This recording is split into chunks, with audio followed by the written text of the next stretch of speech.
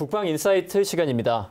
2018년 새해부터 달라지는 국방 업무를 자세히 살펴보겠습니다. 김지한 국방부 출입기자 나와 있습니다. 안녕하십니까? 네, 오늘 첫 번째로 전해주실 내용이 이 병사 봉급이 대폭 인상됐다는 건데요. 네, 관련해서 좀 전해주시죠. 네, 올해부터 달라지는 부분 중에 가장 먼저 눈에 띄는 것은 병사들의 봉급입니다. 올해부터 병사 봉급이 병장 기준 21만 6천 원에서 40만 5,700원으로 2배 가까이 오릅니다. 2등병의 경우 16만 3천 원에서 30만 6,100원으로 인상되고요. 1병은 17만 6,400원에서 33만 1,300원으로, 상병은 19만 5천 원에서 36만 6,200원으로 인상됩니다. 병사들의 봉급은 지금까지 지속적으로 인상돼 왔는데요. 하지만 병영 생활에서 필요한 필수 경비 수준에도 못 미치는 정도라 부족한 비용을 부모나 친지로부터 지원받아 생활해온 것이 현실입니다. 따라서 올해부터는 병사들이 가족이나 외부의 도움 없이도 병영 생활이 가능하게 하고 일부 저축을 통해 전역 시 사회 진출 준비에 사용할 수 있는 목돈 마련이 가능한 수준으로 인상할 계획입니다. 2022년까지는 대학교 한 학기 등록금 수준의 목돈 마련이 가능하도록 지속적으로 인상한다는 방침입니다. 네, 그 밖에 인사복지 제도에서 눈에 띄는 변화 어떤 것들이 있습니까? 네, 우선 지금까지 GOP와 해안, 강한 경계부대 지휘관에 여군을 제외했던 규정을 없애 여군도 차별 없이 GOP나 격오지부대 지휘관이 될 수 있게 됩니다. 2월부터는 병사 전역 시 전역증 대신 군 경력 증명서가 발급됩니다. 증명서에는 격오지나 접적 지역 근무 경력과 군생활 중 자격증 취득, 봉사활동, 전투 및 명예로운 경력 등을 포함시켜 성실하게 복무한 병사들이 전역 후 취업할 때 활용할 수 있게 할 계획입니다. 예비군 훈련 교통비도 인상돼 거리에 관계없이 7,000원 지급하던 것을 30km를 초과해 훈련장으로 이동하는 예비군에겐 시외버스 요금을 왕복거리로 적용해 지급합니다.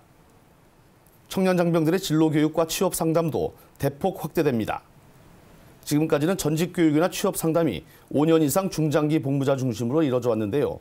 현역병과 단기 복무 간부를 대상으로 하는 진로 도움 교육이 2월부터 연대급 모든 부대에서 시행됩니다. 전역 예정 장병들의 취업 지원을 위해 민간 전문 상담관들이 부대로 직접 찾아가는 1대1 취업 상담 프로그램도 새롭게 시작됩니다. 올해 5천여 명을 대상으로 시범 운영하고 2022년까지 전군으로 확대할 계획입니다.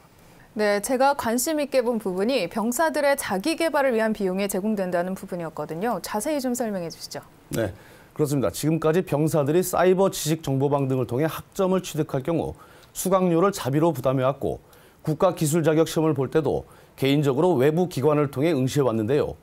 올해부터는 연간 5만 원 범위에서 본인이 선택한 대학 원격 강의나 자격증 시험 비용을 지원받을 수 있게 됩니다.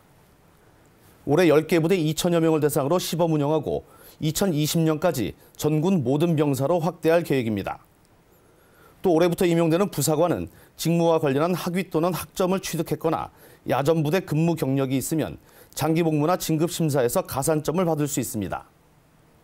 의료 분야에서는 군병원 진료가 가능한데도 민간 병원을 이용하는 공상 직업군인의 경우 지금까지는 치료비 전액을 자비로 부담해야 했지만 올해부터는 군병원 진료 가능 여부와 상관없이 민간 병원을 이용할 경우 건강보험 급여를 받을 수 있게 됩니다.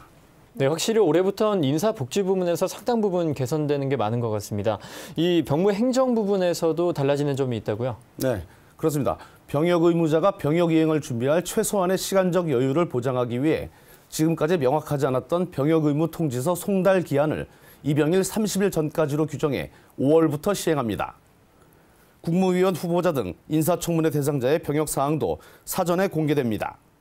지금까지는 인사청문 대상자 중 국무총리나 대법원장, 감사원장 같은 국회 임명 동의안이나 선출안을 제출하는 공직 후보자만 국회에 병역 사항을 신고하고 공개해 왔습니다.